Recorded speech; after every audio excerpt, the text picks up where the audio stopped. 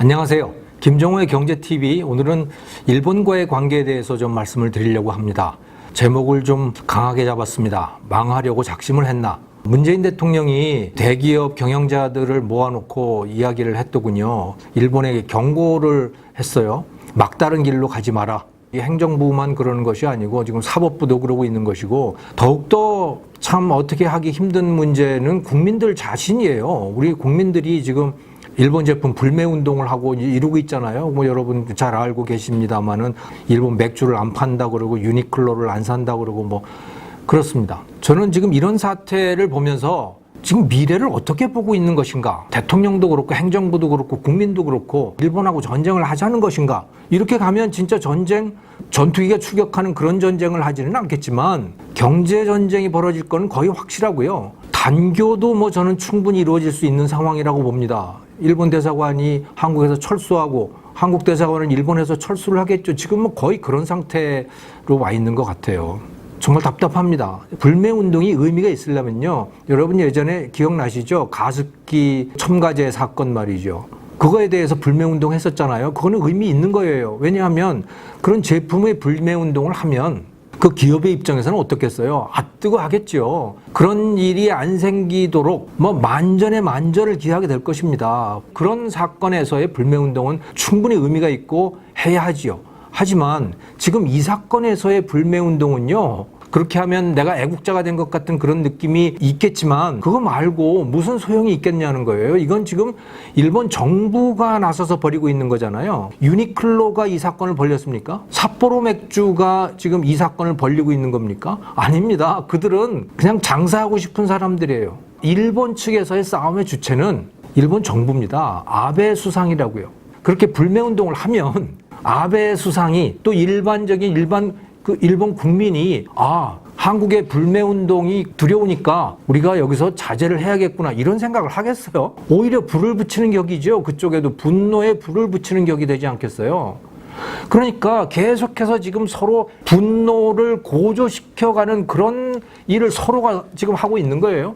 일본 사람들이 한국을 어떻게 보냐면요. 여러분 이 데이터를 한번 보시기 바랍니다.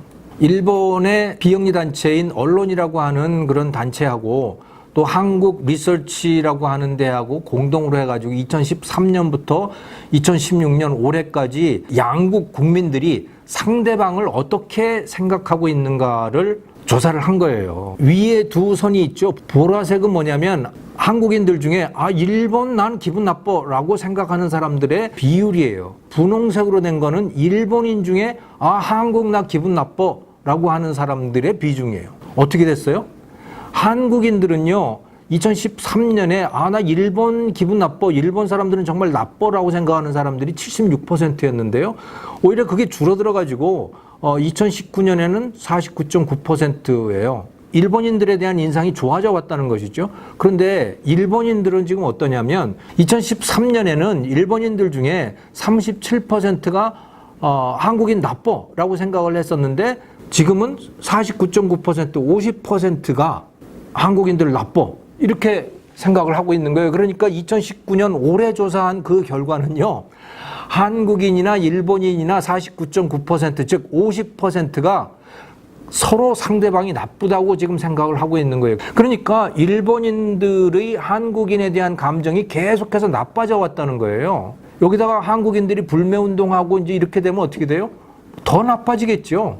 물론 한국인들도 지금 뭐 계속 그거 나빠지고 있는 거예요. 서로 좋다고 생각하는 거는 일본인들 중에 한국인이 좋다라고 생각하는 사람은 한 20%, 한국인 중에 일본인이 좋다고 하는 사람은 한 30%, 그 정도 수준입니다. 이 사태로 인해 가지고 서로 지금 분노가 고조가 되다 보니까 아마도 지금은 이거 한 7, 80% 서로 나쁘다고 생각하고 있을 것 같은데요. 이렇게 되면 어떻게 돼요? 이거는 전쟁으로 가고 단교로 가고 그렇게 되는 거죠. 자, 그러면 이것은 싸울 만한 그런 싸움인가? 우리한테 그러면 싸워서 승산이 있는 것인가? 전혀 아닙니다. 이거는 싸우면 우리가 절대적으로 불리한 싸움이에요. 특히 경제가 그렇다는 거예요. 한국 GDP 중에서 일본 때문에 생겨난 GDP가 얼마나 되냐? 3.3%예요. 근데 일본 GDP 중에 한국 때문에 생겨난 게 얼마나 되는가를 보면 1.3%예요.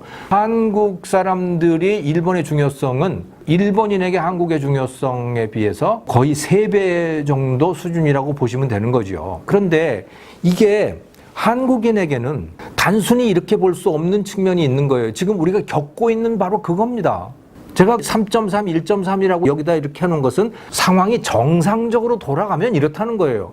그게 아니고 완전히 전쟁이 돼버리면 어떻게 되느냐. 일본은 100 중에 1.3이 날아간다고 보면 되는데 한국은 정상적일 때 한 3.3인데 이게 관계가 완전히 끝나버리면 어떻게 되느냐. 저는 10도 더 10이나 20 이 정도 크기까지 된다고 생각을 해요. 여기 한번 보실까요? 서로 주고받는 물건이 어떤 것인가를 한번 들여다본 거예요. 한국이 수입하는 것들, 집적 회로 반도체, 반도체 제조 장비, 기타 정밀 화학 재료, 광학기기 부품, 평판 디스플레이, 제조 장비, 기타 화학공업 제품 이런 것들이 지금 일본으로부터 한국이 도입하는 중요한 수입 품목들이죠. 일본이 한국으로부터 수입하는 품목 중요한 거는 나프타, 집적 회로 반도체, 이건 반도체 D램 같은 거 이거죠. 자동차 부품, 은, 합성수지, 연련 강판 뭐 이런 것들을 한국은 일본에게 수출해. 일본은 그러니까 이런 것들을 한국으로부터 수입을 하는 거예요. 한국이 일본에 수출하는 이 많은 것들, 이것들 중에 상당 부분은요, 최첨단 반도체를 빼고는 다른 걸로 대체될 수 있는 것들입니다. 중국산으로 대체될 수 있고, 대만산으로도 대체될 수 있고, 유럽 것으로도 대체될 수 있는 그런 것들이 굉장히 많아요. 일본으로부터 우리가 수입하고 있는 이것들은 어떠하냐? 이거는 대체가 매우 어렵죠. 대체제가 거의 없는, 그래서 일본으로부터 수입할 수밖에 없기 때문에 우리가 다각화를 못하고 있는 그런 것들이에요. 우리가 그동안 이 부품이나 이런 것들 중에 상당 부분을 국산화를 했거든요. 했는데 성공을 했는데 사실 그것도 잘 들여다보면요. 국내에 있는 화학 제품 그 공장, 국내에 있는 반도체 제조 장비 무슨 부품 공장 이런 데들요. 한국에 들어와 있는 일본 공장입니다. 예를 들어서 SK가 이제 반도체를 하면서 반도체 그 제조 물질들에 많은 투자를 했어요. 그래가지고 SK 머티리얼즈도 있고 SK 에어가스, SK 트리캠, SK 쇼와덴코 이런 거 있거든요. 그 SK 트리캠과 SK 쇼와덴코 이게 다 반도체 제조에 들어가는 물질들을 제조하는 데입니다. 이름 들으시면 느낌이 오죠? SK 쇼와덴코 합작 회사예요. SK 트리캠은 트리캠 일본 회사예요. SK하고 합작한 회사예요. 기술은 누구 거냐? 일본 거예요. 일본 기술을 들여오기 위해서 이렇게 한 겁니다. 우리가 국산화를 한 것들조차도 일본 기술을 갖고 한 거예요. 왜? 일본이 워낙 앞서가 있으니까. 그리고 그게 없으면 우리의 반도체는 사실은 지금까지 오지도 못했던 거죠. 일본의 부품과 소재들이 있었기 때문에 한국의 반도체가 이만큼 온 거예요. 근데 이들이 끊으면 지금까지 온 것도 상당 부분이 물거품이 될 수 있고 기존에 제조하는 것도 못할 것이고 앞으로 예를 들어 지금 뭐 12나노, 뭐 30나노, 12나노짜리 그런 그 정밀도의 반도체를 제조하고 있는데 그것을 7나노, 5나노 이렇게 더 정밀한 것으로 지금 가겠다고 하는 거 아닙니까? 차세대 반도체라는 게. 그거 어림도 없는 일이죠. 일본의 아주 정밀하고 순도 높은 화학물질들, 그 반도체 장비들이 없으면 우리가 앞으로 나갈 수가 없다는 거예요. 자, 그런데 실제로 이렇게 경제전쟁이 붙었을 때 단순히 반도체 또는 뭐 자동차 뭐 이런 수준의 전쟁이 되겠어요? 아닙니다. 진짜 본격적으로 붙게 되면 금융전쟁이 붙게 되죠. 일본하고 통화수합협정 연장 안 됐잖아요. 일본이 연장 안 해줬죠. 한국에 있는 일본 자금들 최종국 금융위원장이 나가려면 나가. 우린 괜찮아. 다른 나라 괜찮아. 자, 그런데 다른 나라들은 괜찮겠어요? 일본 자금이 빠져나가면요. 제가 생각할 때는 무디스라든가 피치라든가 이런 데서 한국의 신용등급 낮춥니다. 그러면 다른 나라 자금들도 장담할 수 없는 거예요. 너무 자만하지 말자. 97년, 98년 외환위기 때도 우리 얼마나 자만하고 있었어요. 펀더멘탈은 뭐 튼튼하다 말이지. 그러고 나서 결국은 다 당했잖아요. 이런 일이 발생하면 일본도 곤란한 거 아니야? 일본은 우리하고 정말 다릅니다. 왜냐하면 이 통화의 성격이 다르기 때문에 그래요. 일본은 국제 결제 통화로서의 그런 역할을 상당히 하고 있잖아요. 그리고 일본의 엔화는 상당히 안전자산으로 인정을 받고 있는 거예요. 한국 이제 꽤 좋아졌지만 한국 통화가 그렇게 일본처럼 안전자산은 아니에요. 이 그림을 한번 보시면요. 2008년 리만 브라더스 사태 기억나시죠? 세계적인 경제 위기가 왔잖아요. 그 경제 위기 때 일본 돈 엔화하고 한국 돈 원화가 어떻게 반응을 했는가라고 하는 것을 보여주고 있는 겁니다. 사실은 통화가 반응을 했는가라기보다는 외국 투자자들이 그 돈을 어떻게 바라보고 있는가라고 하는 걸 보여주고 있는 것이죠. 원달러 환율 어땠어요? 리만 브라더스 사태 났을 그 무렵부터 이 원달러 환율이 치솟잖아요. 1,500원대까지 올라가지 않습니까? 여러분 다 기억하실 거예요. 엔화 환율은 어땠어요? 엔달러 환율은요, 오히려 지속적으로 떨어지죠. 엔화 가치는 더 올라간다는 얘기예요. 왜냐하면 투자자들이 엔화를 사들이는 거예요. 왜? 다른 돈은 불안하다. 엔화는 안전하다. 이렇게 받아들이고 있는 거죠. 이게 현실이거든요. 국제 자본시장이 한국을 불안하게 보기 시작한다.